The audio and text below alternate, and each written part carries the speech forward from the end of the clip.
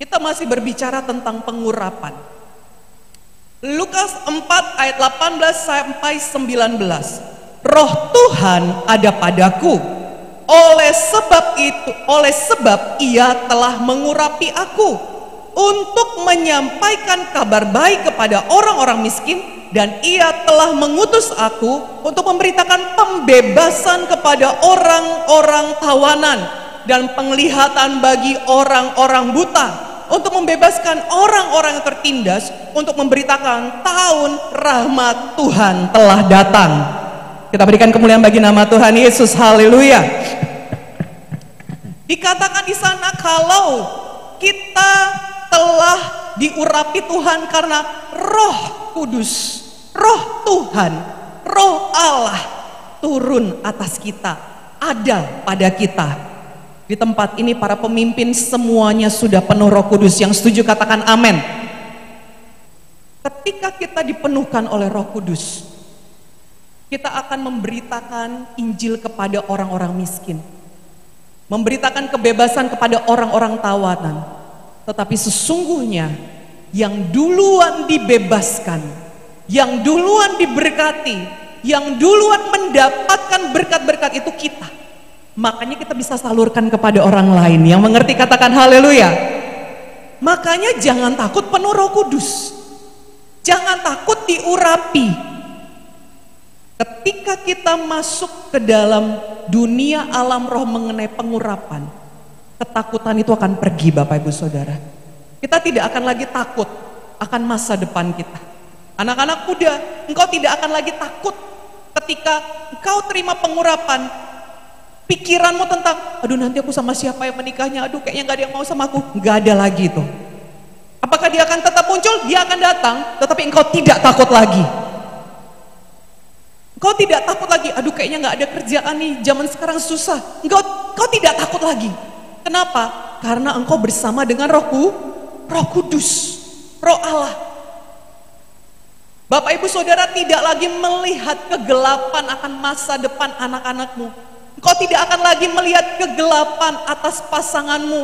Engkau tidak akan lagi melihat kegelapan atas usaha, bisnis, pekerjaanmu. Yang mengerti katakan amin.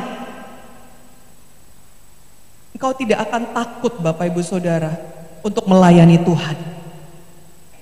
Pengurapan Tuhan itu membawakan penghiburan kepada kita. Sekalipun pohon ara tidak berbunga, pohon anggur tidak berbuah, hasil pohon zaitun mengecewakan, sekalipun ladang tak menghasilkan. Gak cuma sampai situ loh, kambing domba terhalau dari kurungan, dan tidak ada lembu sapi di dalam kandang. Wah ini kandas Bapak Ibu Saudara. Namun aku bersorak-sorak dalam Tuhan, beria-ria di dalam Allah yang menyelamatkanku. Haleluya. Katakan pada kiri kanan saudara, aku hiburkan kau ya. Katakan kepada mereka, penghiburanmu datang dari Tuhan. Katakan lagi pada mereka, jangan lagi luka hati, jangan lagi bersedih. Yang sukacita katakan amin. Kita berikan kemuliaan bagi nama Tuhan. Pengurapan membuat kuasa kegelapan dan pekerjaan setan pergi dari kita. Haleluya. Pengurapan itu datang daripada Roh Kudus. Yang setuju katakan amin. Oke, ikutin, perhatikan baik-baik Bapak Ibu Saudara. Pengurapan itu adalah penyertaan Roh Kudus di dalam kita. Kemanapun kita pergi kita bawa api. Sama-sama kita katakan api. Yang pernah ke dapur atau pernah pegang api pasti tahu kalau api itu panas. Api akan membakar semua yang diletakkan atasnya. Kita kasih kertas terbakar, kita kasih kayu terbakar, kita kasih besi, kita kasih logam. Kalau titik didihnya itu belum kena, dia akan tetap di situ, tetapi dia akan mulai berubah bentuk, betul ya? Mulai berubah bentuk. Kalau kita nyalakan api bagi yang punya ladang, maka nyamuk-nyamuk, agas-agas akan pergi, betul? Takut mereka, nggak mau dia mendekat. Dan kalau kita tinggalnya misalnya punya ladangnya dekat hutan, ketika ada asap, langsung orang-orang tahu, oh di sana ada orang.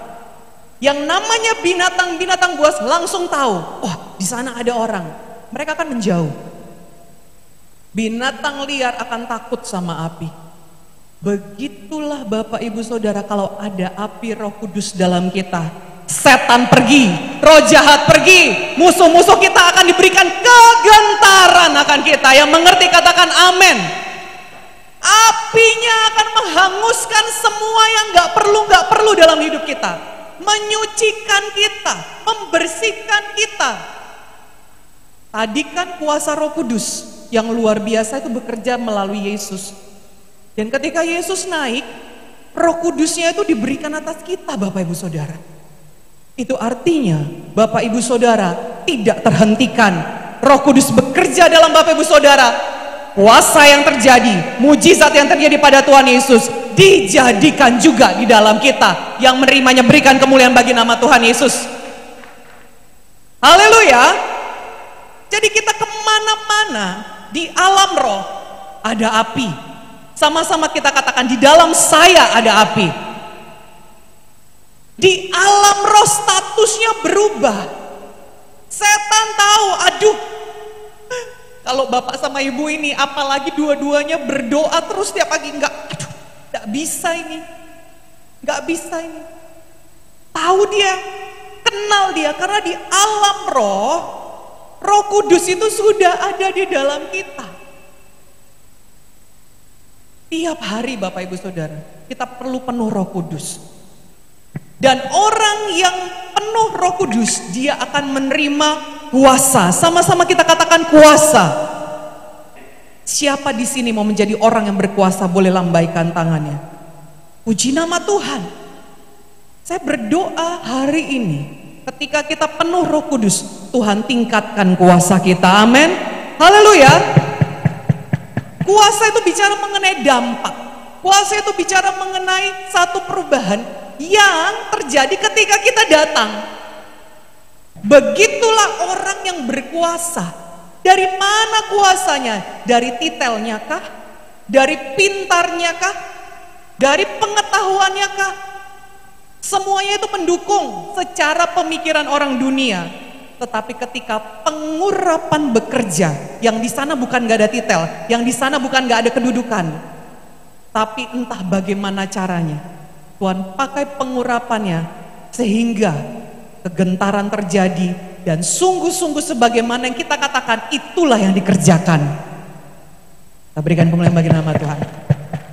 Orang yang diurapi Tuhan, dalam Kisah Rasul 1 ayat 8 dikatakan, kalau Roh Kudus turun ke atas kamu, kamu akan menjadi saksiku. Sama-sama kita katakan, saya menjadi saksi.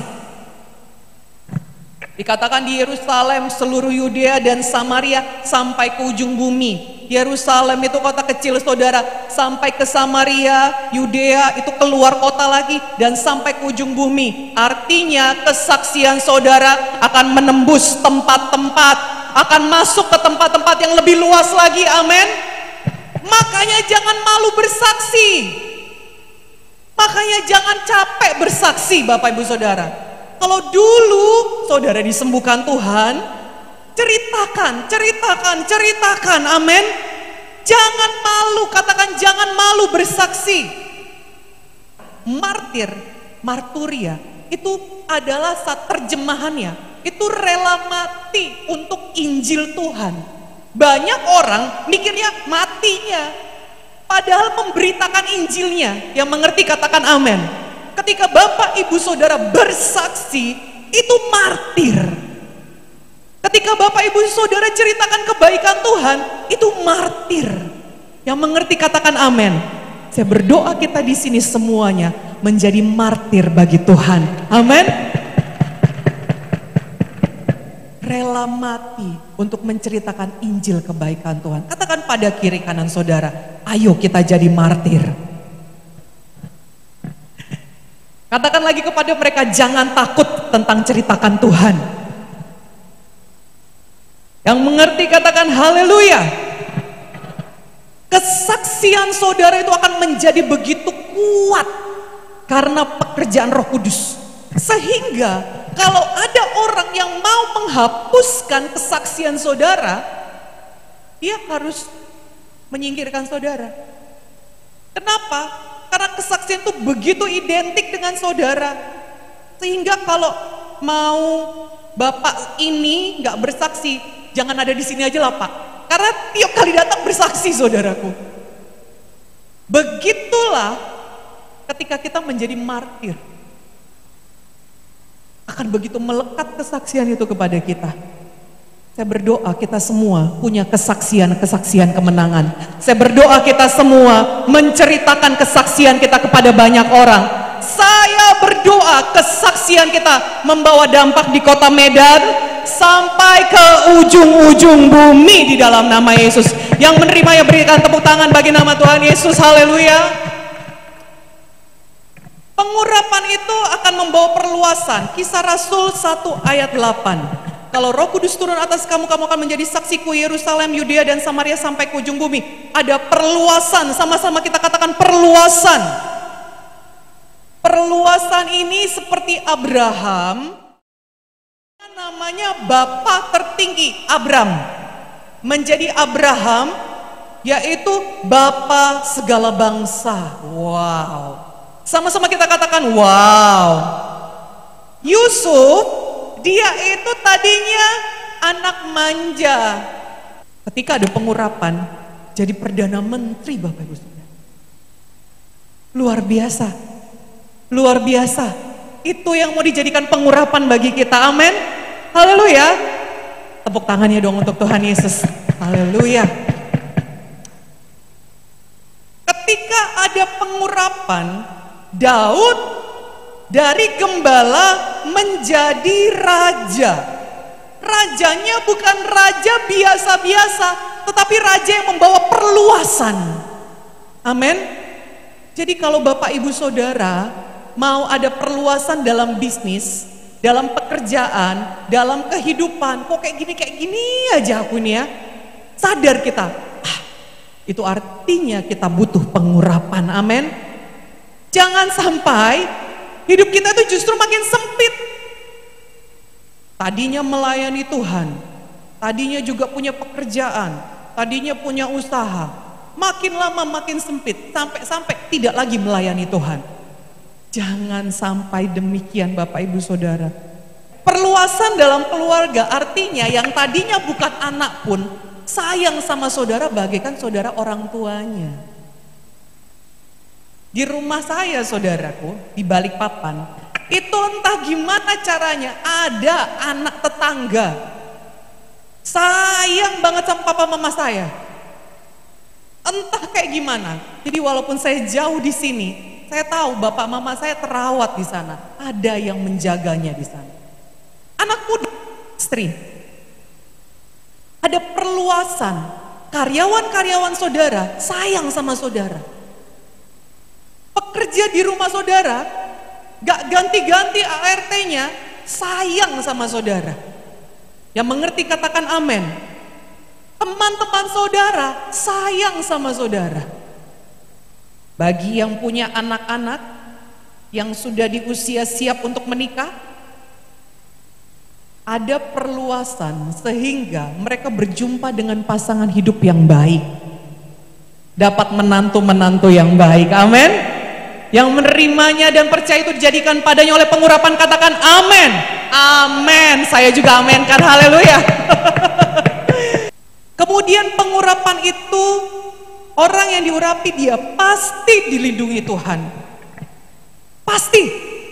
Daud terima pengurapan. Begitu Daud terima pengurapan, tadinya gembala di padang, 2-3 ekor saja dombanya, muncullah serigala, muncullah beruang, kemudian muncullah Goliat.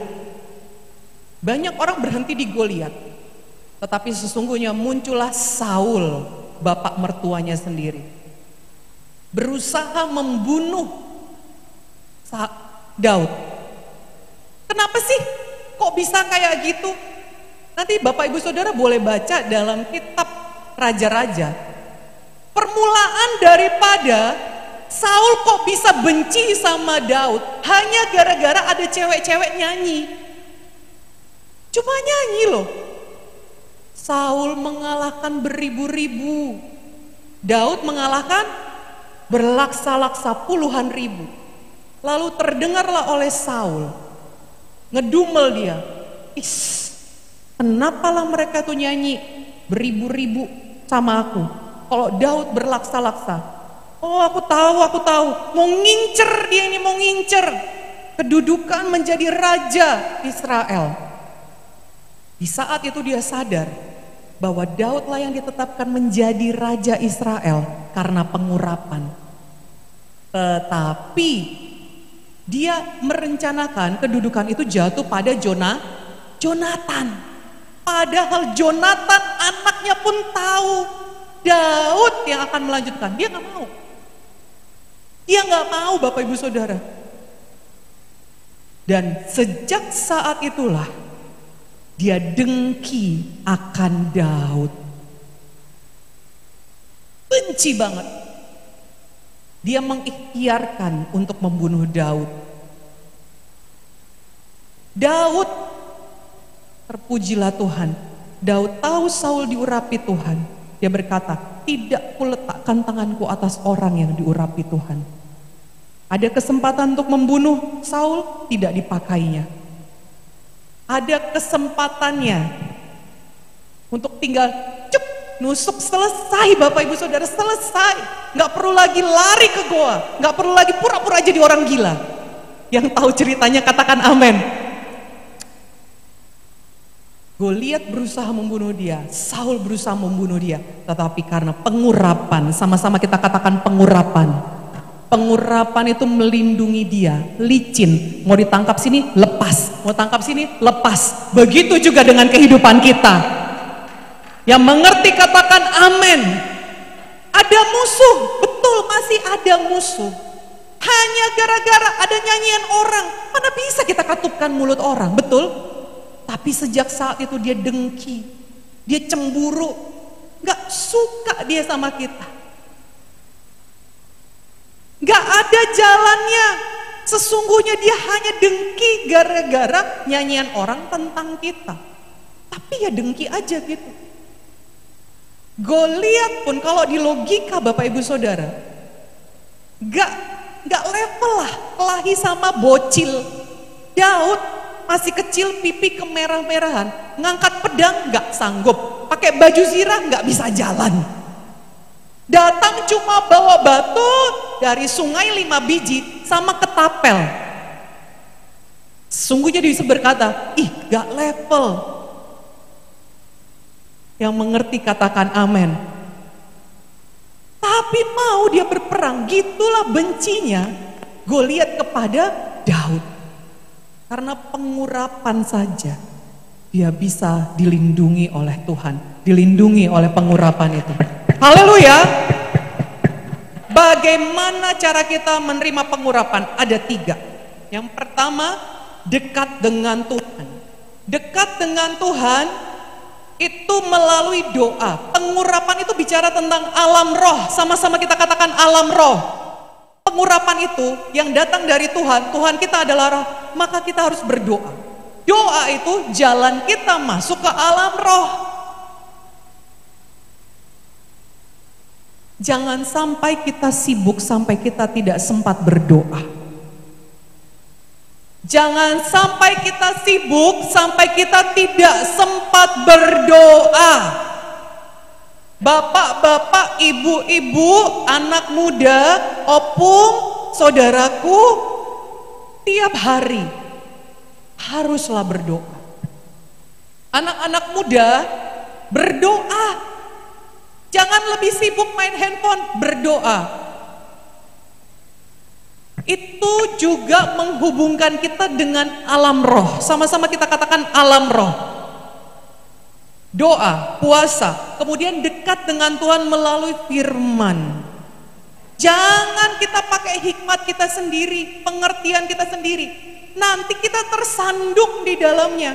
Makanya tadi dikatakan firman itu dekat dengan mulutku, dekat dengan hatiku. Dan kita lakukan. Tidak hanya sekedar manis di bibir saja, tapi kita semua menjadi pelaku-pelaku firman. Begitulah cara kita dekat dengan Tuhan. Haleluya. Gunakan firman Tuhan gak hanya di bibir saja, tapi di hati dan di kelakuan kita. Amin. Haleluya. Pengurapan orang yang dekat sama Tuhan, ya, itu satu, bawa keberhasilan. Yusuf berhasil karena Tuhan sertai dia. Padahal dia tuh jadi orang buangan, tinggal di tempat yang gak ngerti dia bahasanya, gak ngerti dia gimana nih, namanya anak manja ya Bapak Ibu Saudara, anak kesayangan. Jubahnya dibuat khusus sama bapaknya untuk dia, saudara yang lain gak dapet. Terus tiba-tiba dia ke Mesir, bingung dia. Tetapi karena pengurapan Tuhan, sama-sama kita katakan pengurapan Tuhan. Dia dekat dengan Tuhan, maka meski dia jauh di rantau orang, tapi Tuhan dekat dengan dia dan dia diangkat oleh Tuhan. Tuhan menyertai Yusuf sehingga ia menjadi orang yang selalu berhasil dalam pekerjaannya. Kejadian 39 ayat 2 sampai 3. Selalu berhasil, sama-sama kita katakan selalu berhasil. Pengurapan Tuhan itu, meskipun kita dibawa ke tempat yang kita gak ngerti bahasanya, begitulah saking terasingnya kita di sana, kita bisa dijadikan berhasil. Bener, Yusuf contohnya. Haleluya. Gitulah kalau kita dekat dengan Tuhan. Sama-sama kita katakan, Tuhan saya mau dekat dengan Engkau. Sama-sama kita katakan, Tuhan saya mau baca firman-Mu. Saya juga mau berdoa ya Tuhan.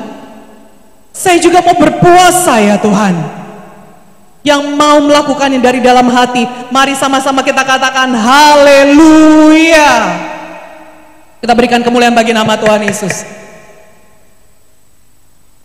Pengurapan Tuhan itu bisa didapatkan melalui dekat dengan Tuhan. Dan itu membawa kita masuk ke tempat-tempat yang baik yang tadinya tidak bisa kita masuki. Contohnya kayak apa Bu? Yusuf, dia itu orang yang dari istilahnya imigran masuk ke tanah Mesir, tetapi dia boleh tinggal di tempat tuannya. Kalau Bapak Ibu Saudara baca di Kitab Kejadian 39 ayat 2 sampai 3, Tuhan serta Yusuf, dia tinggal di tempat majikannya. Padahal zaman dulu namanya budak itu tinggalnya di tempat yang lain, gak tinggal di tempat majikannya. Begitulah pengurapan itu kuat atas Yusuf. Pengurapan selanjutnya itu membawakan penerimaan yang luar biasa bagi kita. Tadinya kita dihina, tadinya kita itu cuma pelayan, tadinya kita hamba. Kemudian Yusuf mendapatkan penerimaan yang luar biasa. Kejadian 39 2 sampai 3. Maka tinggallah ia di rumah tuannya orang Mesir itu. Waduh, diterima Bapak Ibu Saudara. Kita dekat dengan hamba Tuhan. Kita dekat dengan gereja Tuhan. Ada pengurapan mengalir. Pegang ayat yang mengenai Elia dan Elisa. Amin. Yang ketiga, berkorban. Sama seperti Yesus, sama seperti Petrus. Ketika kita berkorban, pengurapan itu mengalir. Biar pengurapan itu kita terima, berganda sama nanti anak cucu kita, amin. Berganda lagi sampai anak keturunan kita, amin. Sehingga kita menjadi apa yang dikatakan Alkitab, orang-orang benar, anak cucunya gagah perkasa di muka bumi. Saya berdoa itu dijadikan bagi kita di Gereja Kemenangan Iman Indonesia. Haleluya. Mari kita semua bangkit berdiri Bapak Ibu Saudara. Yang menerima berkat firman Tuhan hari ini, sama-sama kita katakan terima kasih Tuhan Yesus.